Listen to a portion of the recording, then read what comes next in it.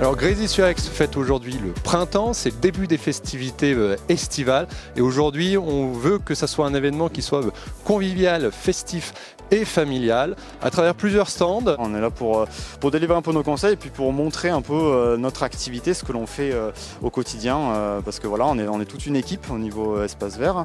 On est donc 6 personnes, plus 2 personnes saisonniers, donc à la belle saison on va dire.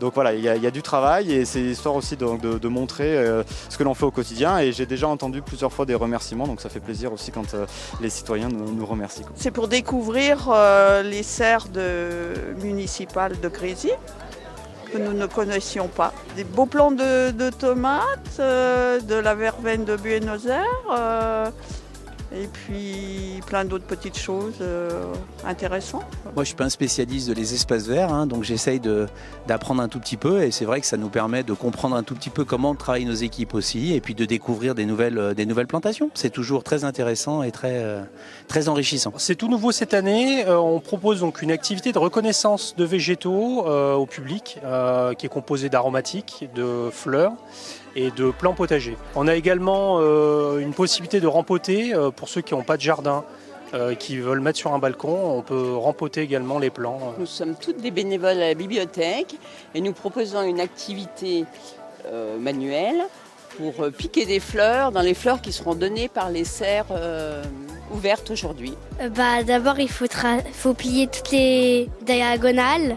Ensuite, quand on a plié tout en diagonale, on plie la feuille en deux et on en fait un triangle. Du coup, nous, on propose des activités donc, pour les enfants, pour les parents et pour les grands-parents, autour un peu de la connaissance des fruits. Donc, on a des fruits et des légumes.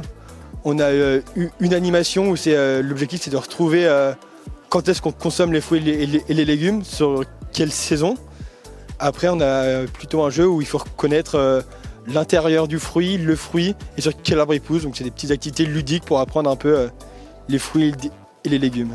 Au-delà des activités qu'on peut leur offrir dans les appartements, ils ont pu toucher, rempoter tout ce qu'on ne peut pas faire à l'intérieur, découvrir d'autres aspects, toucher les feuilles, travailler tous les sens qui va, nous en tant que parents, permettre de les sensibiliser, manger local après, par la suite. On vient pour montrer aux gens ce que c'est qu'un frelon asiatique, ainsi que des nids. Voilà, pour que les gens apprennent à connaître ce que c'est, qu'ils s'y veillent. Que l'année dernière, même à Grésy, dans le secteur, il y en a qui sont contre les maisons ou dans les maisons. Le frelon asiatique, il a les pattes jaunes, alors que le frelon européen a des pattes marron. Il est noir, et un anneau orange, et le bout de la tête est orangé. Il a les ailes plus étroites que le frelon européen.